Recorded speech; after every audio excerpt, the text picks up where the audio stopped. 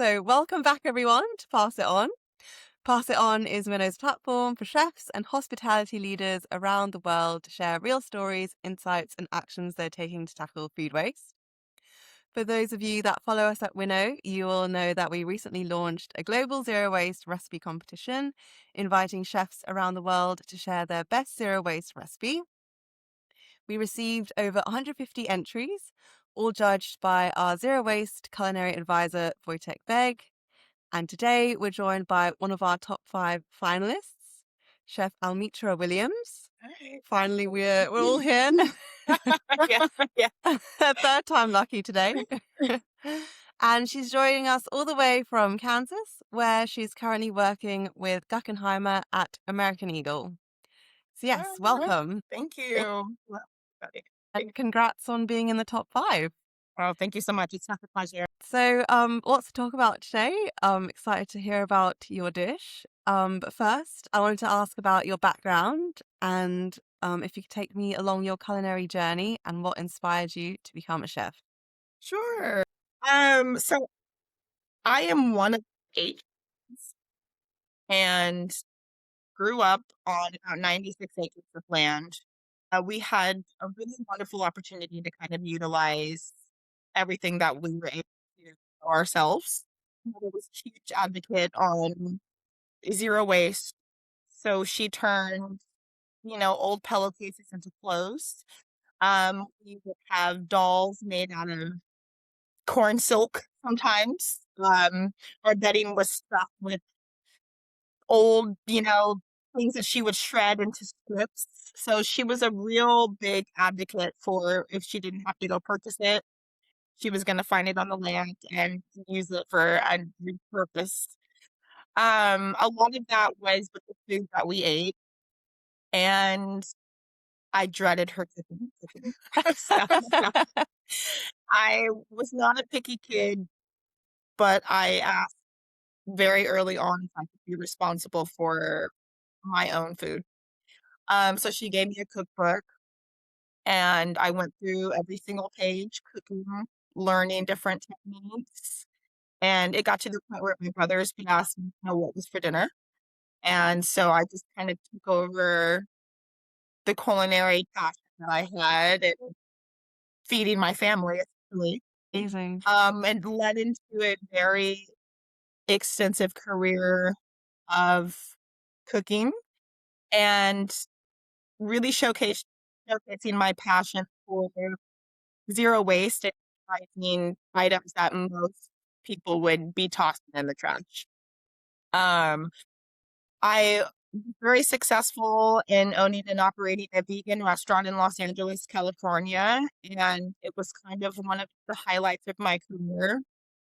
We were able to really showcase Los Angeles what we could do with such minimal ingredients and really produce beautiful dishes that were very, very conscious on sustainability. So I would say throughout my career, everybody wants to be a chef, everybody wants to be in a chef coat, but it's a very small percentage of people who really go out and turn that passion into a successful path for others to follow after. And I was very excited to see other vegan restaurants in Los Angeles, mimicking some of our dishes. And to me, imitation is the highest form of flattery. I would love to continue having the platform to showcase the community. Don't toss it in the trash, right? Right? Can it be Yeah, compost? Can it be stock? Can it turn into a candle? so like so following your I mum's I footsteps. yes, exactly. To this day she is still sewing and she is still coming up with her concoctions of dishes that she wants me to taste. What was wrong with the dishes though that she was cooking? Or My mother, she's one of 14. oh my God. So she's from a huge family as well. And I think her background was mostly just going out, killing the chicken, right? Feathering it and boiling it.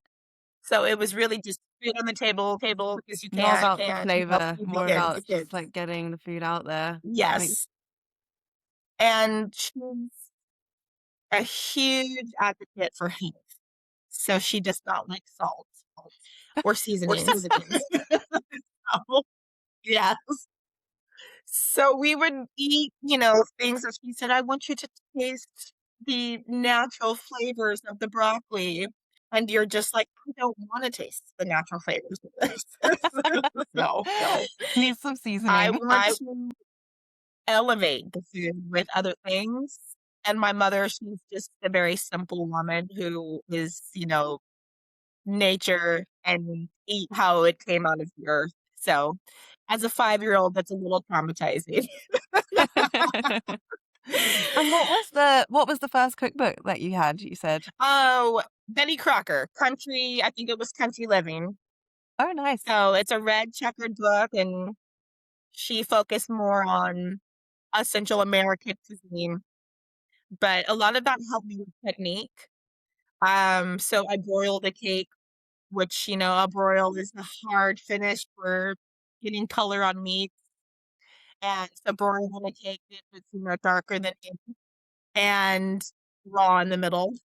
So learning, the different settings of the oven, how long to cook proper things and, cutting portions and just really taking your time to learn how to elevate the food, I can contribute my success to being a factor. It's always yeah, when you're young, I used to love reading cookbooks. Instead of reading, bedtime stories, I literally read cookbooks to go to sleep. I So I love it, feel I like love it. they're really, important when you're a kid and seeing your journey. Absolutely. But yes, thank you. Thank you for that. Oh, no, of course. Now that we know, where your inspiration came from, can you walk me through your zero waste dish that you entered into the competition and the inspiration behind it? So my mother, she is part Sicilian, so I did grow up eating a lot of pasta dishes. Pasta's one of my favorite foods. So I did a carrot pappardelle.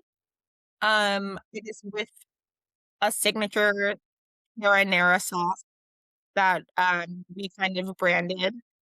It came into production from one of our clientele who had a nightshade allergy, so she's allergic to tomato. Loved pasta, felt like she couldn't, go out and eat because there's such a heavy production of tomato products and, most Italian food. So we developed a beautiful bright orange sauce that tasted exactly like marinara sauce, but utilized the carrots and herbs and onions, garlic, and she absolutely loved it. So we decided to put it on a bigger platform to see if more customers would be receptive of it, and it just kinda took off on ourselves.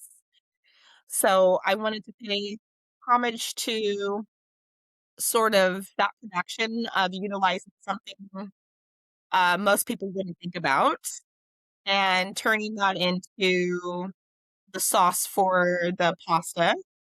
Um, my location where I'm currently at, our salad bar is one of the biggest parts of our customers' lunch.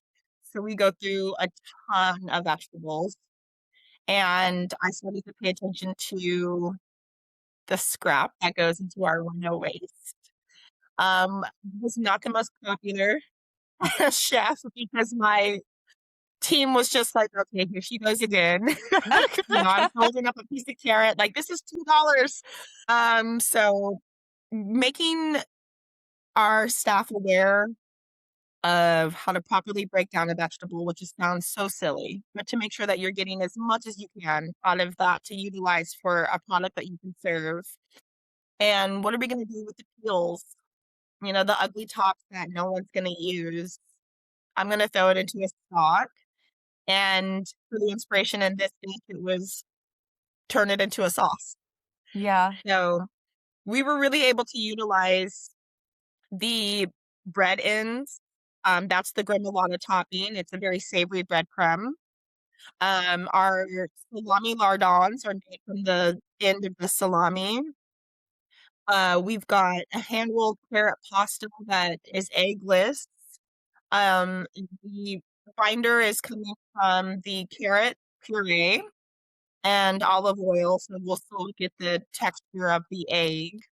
And then we have the ends of our broccoli stems. It's a very sulfurous vegetable, so it isn't really that easy to utilize in stocks and sauces. Cruciferous vegetables always kind of have that very funky taste.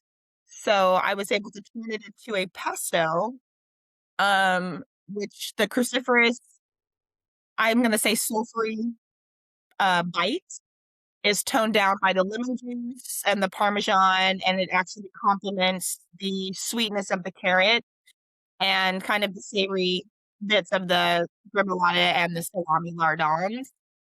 And so the dish really works as far as composition very well, playing off of textures and flavors from one another. It looks amazing. I'm looking at the picture you entered. I just want to eat it. Thank you so much. So do I. Yeah, pappardelle is like one of my favorite cuts of pasta. So looks really delicious. And Awesome. Me too. Thank the you. colors are just so nice, like the orange, the green. So it looks very vibrant. Yeah, definitely gonna have to try that. I hope so. And seasonality is a huge part of, I feel like, how chefs cook. Springtime is kind of right on trend with a bright dish that kind of captures the colors of what's happening in the, environment around you. So I'm happy that you're able to see the colors as well. Definitely. And was there any of Winnow's data that kind of inspired it? Was it when you kind of looked at our data, waste data, that you thought you had to do something about it, or Absolutely. Um, my colleague was providing me with a zero waste cookbook that was provided by Guckenheimer, which was a huge inspiration, just because I kind of went down a rabbit hole.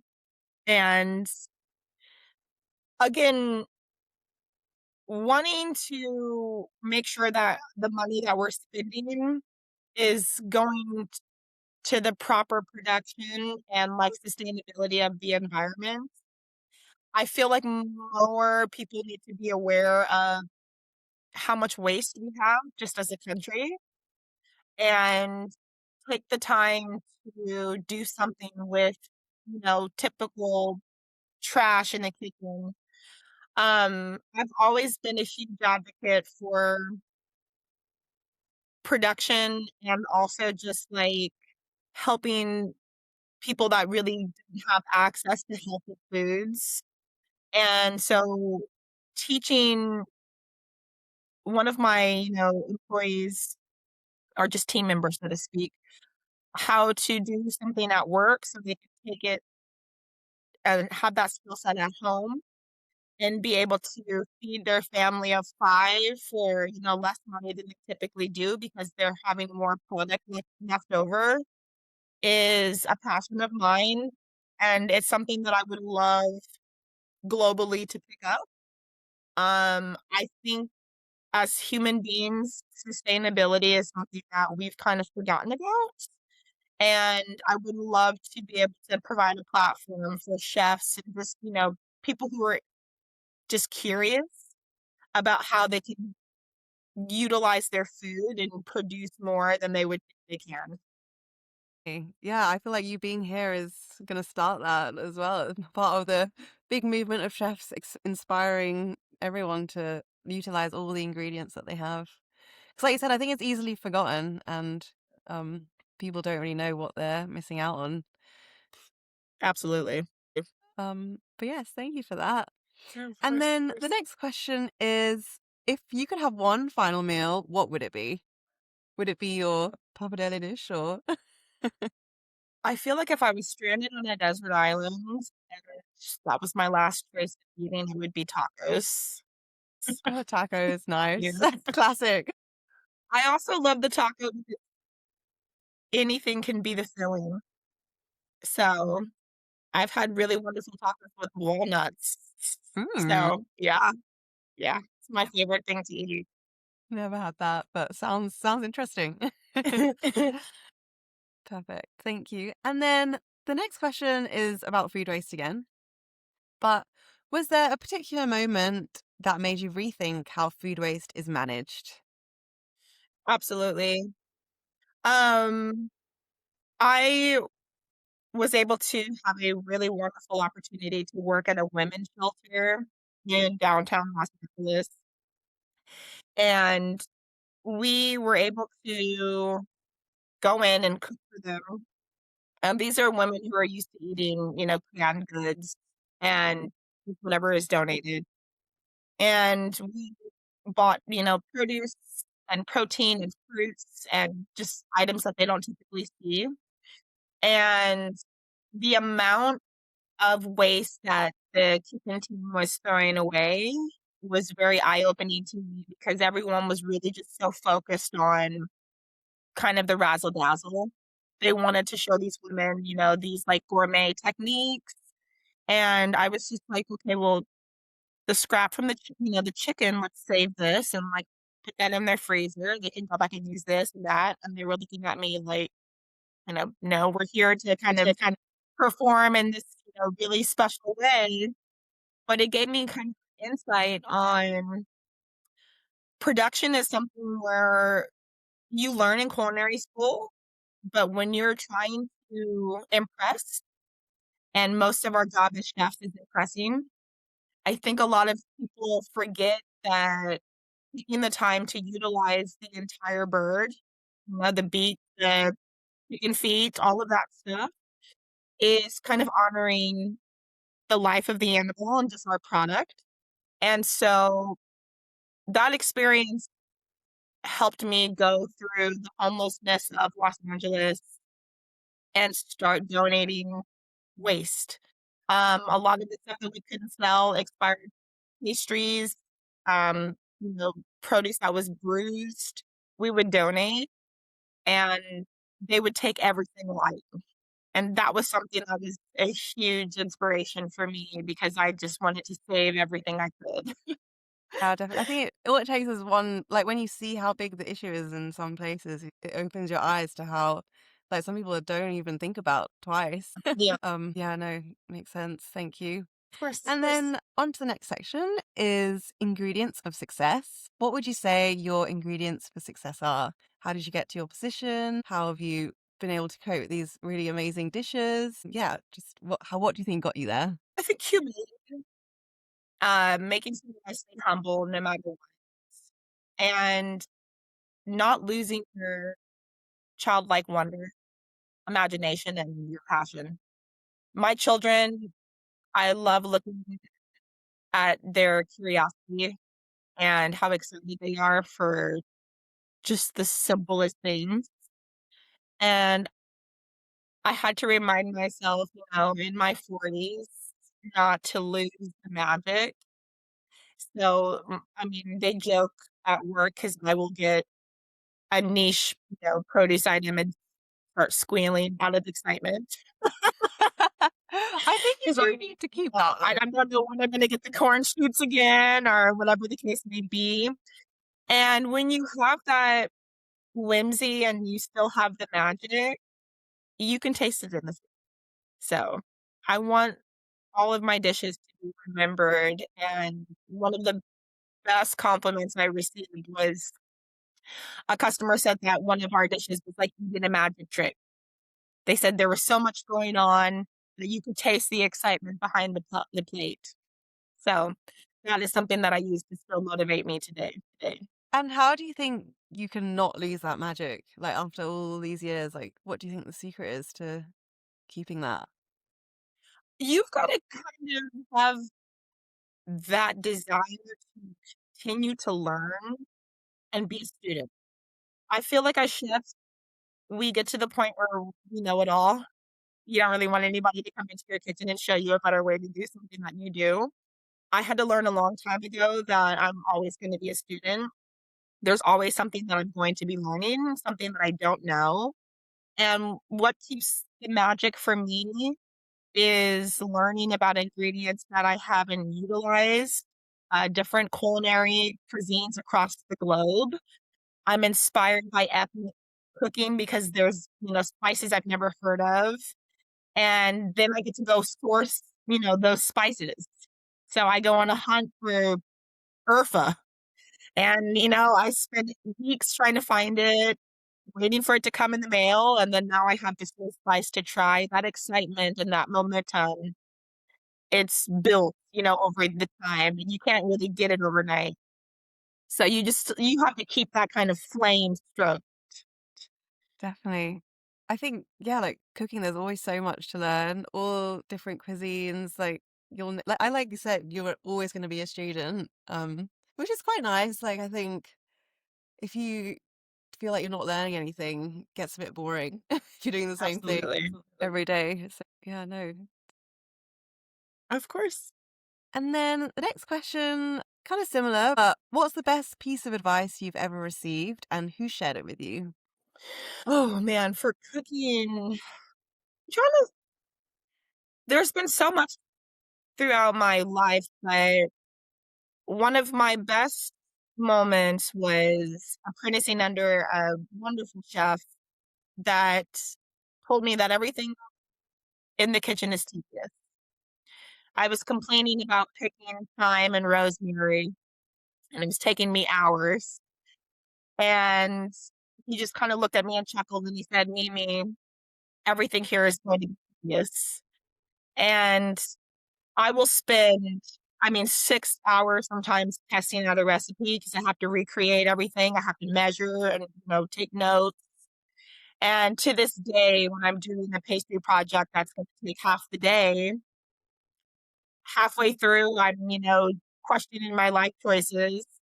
And I like to go back and hear, him say, like, everything is tedious because it gives me a moment to kind of take a beat and know that it's going to take me some time and don't rush. So the best things I think in life, like, take time, and you can tell when somebody has rushed something. So that patience that comes from learning the tediousness of everything has gotten me as far as I am today. Yeah, no, I really love that.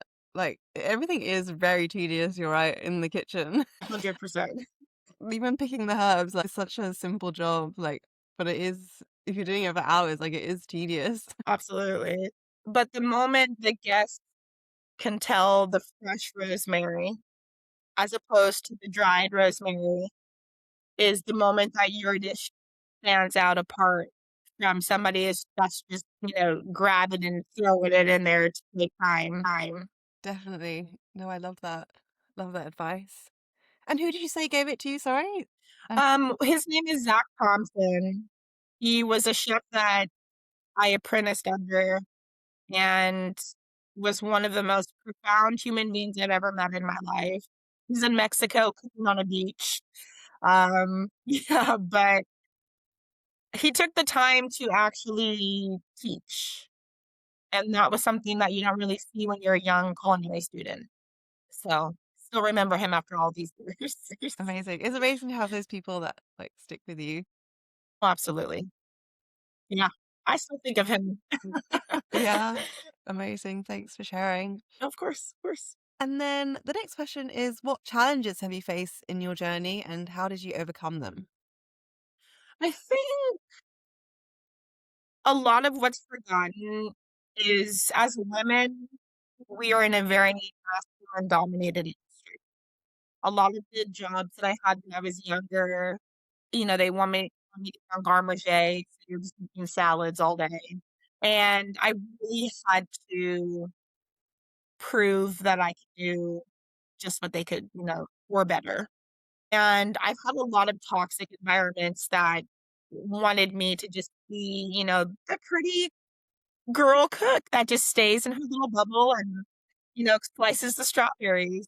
I wanted to cut the cow and, get dirty. And I credit a lot of my brothers raising me to be fearless, to have that hunger and prove that I could do, the dirty work as well. So I feel like where I'm at now in my career, and I see young women that want to go out and pursue a culinary degree, I also wanna make sure they have that support and they know some of the challenges they might be facing, but they also have the confidence that they can do anything. You can be a butcher. That was one thing that I was told, women don't do, and so I was like, "Okay, gonna learn to be a butcher now because I wanted to challenge those roles. If someone says you're not gonna do it, it's like, I need to do it. Absolutely. And not really to prove anything, it's just I want the equal platform. I've got a 7-year-old, who's sick right now, but she's fearless. She's absolutely wanting to do and conquer anything that she puts her mind to, and that's the next generation of, strong women. So I'm super excited to be able to still be an advocate for people based on my own experiences. Yeah, amazing. Is she interested in food as well, or Oh, I think right now it is welding. It changes constantly. Oh, Yeah. Yes. Yeah. So we're focused on I think welding and soccer. we'll see about next week. Something Yeah, else. exactly. Perfect. Thank you. And then the next question is what are your proudest achievements in reducing food waste so far? Um, I think just the momentum of continuing to have product available. I make candles every year. That comes the scrap of beef. Oh, So really? I use the beef fat, which most people throw away. Does it smell like the beef fat when you're burning it? It takes a while to render the tallow, so you can cook out the like muscle structure, and then you have to cure it. So it needs to sit in air dry for about a month, and then when it cures, it takes all that like meat smell away. So it is a process, but I give them away for gifts. So most of the people who burn them don't know that it came from 40 pounds of fat that is in my freezer. Um, Also love to mess with my brothers, give them a tiramisu that's made out of tofu, because I want them to be able to see that there's different methods of cooking, and, if mascarpone's not available, like, what else can you utilize? And so it's really important for me to continue to challenge the perception of, "Well, I can't make it because we don't have it." And I'm just like, I go into my kitchen and I pretend like I'm on a, chopped competition where I'm like, "Okay, we have this, this, this, and that. Like, we're gonna make it." So that's how so many recipes have come into production because I would typically never make things with, you know, ground up pretzels. But maybe that one day I didn't have breadcrumbs, and so, we gotta see what we can use. And so that I guess the psychology has allowed me to kind of open up the gate to our kitchen and dry storage and refrigerator and freezer, and we go in there and we look at, "Well, what can we do with this?" And I'm 10 steps ahead because that's just basically how I, cook at home, and it's how I, was raised to cook. Definitely. I think I used to be like that with recipes. Like if I didn't have all the ingredients, I'll be like, oh, I need to go buy that. Can't make this now. But like you said, it's more about looking like what you have and just making it from, yeah, everything that you have so you don't end up wasting anything as well. Absolutely. Really. Thank you. And then the next question is, what's the most important tip you'd give to chefs aiming to reduce food waste is? I think be methodical and take your time. I want people to know that researching a recipe or researching a technique, it doesn't take away from your, culinary skill set before you bake a cake, right? To go in and see about the measurements, see about the ingredients. If you don't have egg, can you, utilize banana or applesauce or, something you do have on hand? And also like I said, with the tediousness coming in is I use cleaning chicken as example.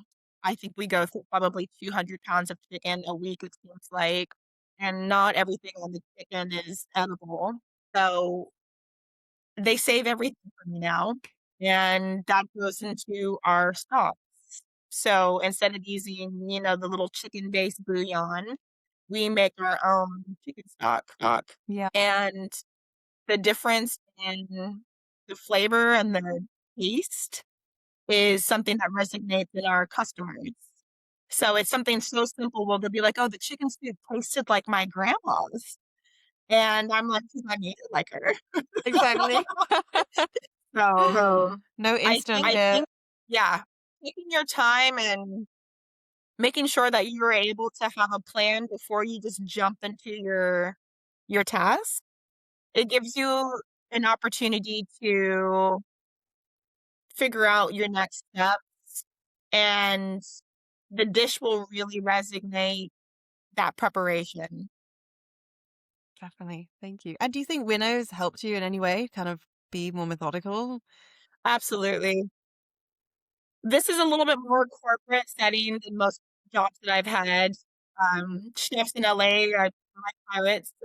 So, the environment's a little bit different. And so the winnow waste every single day is something that I look at, and it helps us with how much we produce. If there was a dish that wasn't really that popular, can we utilize it? Can we just deconstruct it, turn it into something else? But being able to actually see the amount of waste by poundage a day really helps with training our team members to take your time. Maybe if you made, the roasted corn and black bean salsa and you did 4 quarts, we only served 2. Guess what? We make 2 next time, right? So I really love that my team is taking time to slow down a bit and really pay attention to even how they cut things now.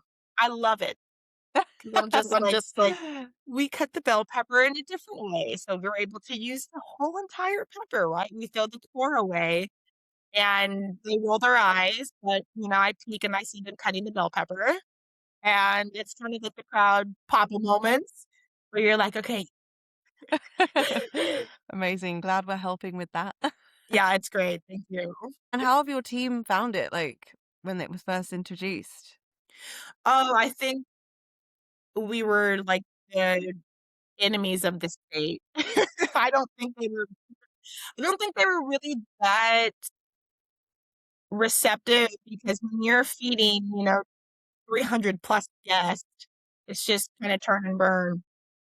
And now the proper production, the training, and knowing that they can hold each other accountable.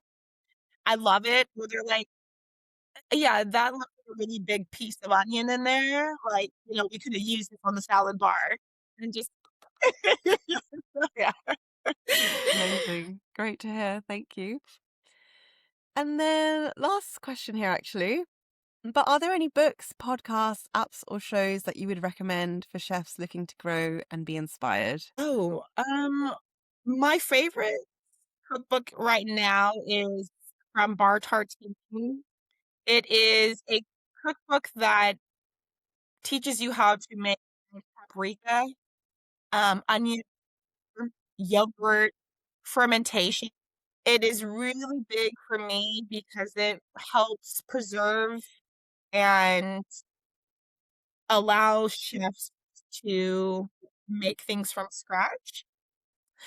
I'm a huge advocate for ingredients, researching ingredients, um, stuff that they are putting in our food that we probably don't need to be consuming. And so the bar tartine teaches you how to do it yourself. It's a little bit more time intensive, of course, but I have, onion skins, garlic skins, most of the time in the trash, and bar protein teaches you how to turn it into powders and salts. And I think it's a huge benefit for just me as a chef because maybe in a few years, I won't have access to it, but best believe I know how to cook it today. So it's one of my favorite cookbooks, currently. Amazing. I'm just having a look at it now. Sounds, yeah, it's Oh, it's super phenomenal. useful. I've never heard of it, so thanks for the recommendation. Oh, of course. But yeah, were there any other books or anything you wanted to mention? Betty Crocker, Country and Yes, the OG. Yeah, that was me. Yes, yes. Perfect. Thank you. Of That course, kind of of course. wraps up all the questions I had planned. Oh, thank you. But obviously you're here because you're in the top five. So I wanted to ask, what does that kind of mean to you to be in the top five finalists of the competition? It's a really wonderful experience, not only to be in the top 5, but be recognized for the contribution that I have just for the art. Um, to be able to see something that others would perceive as waste and turn it into a composed, beautiful dish with an art form. And there are times where, as chefs, you work, a 12-hour shift, you have to go home, your family, you're beaten and you're broken, and you start to lose, like, what am I doing? I could have worked in retail or, done anything else. So a moment like this with the recognition and just sort of knowing that out of 150, entries, you made it to top 5, it's just a reminder Oh, that the whole world. yeah, right. It's a significant reminder that I'm on the right track and to continue to have that magic. And the passion that I feel is not imaginary, right? It's gone noticed. So sometimes just that small little recognition, whew, it's all you need. It is true, like, I'm sure, well, Wojtek was a judge, but like just from the pictures, like he's able to sense your passion, and even like speaking to you now, like I can just see how, yeah, you're definitely on the right track, and yeah, I can feel your passion for food waste. Thank you. Yeah, you start sounding like a hippie. Yeah. It's all I talk about these days here. Yeah, no, it feels like it. Even with me. But yeah, that wraps up all the questions that I had for you. Oh, thank you so much. Enjoyed speaking to you. I'm sure hopefully our paths cross again.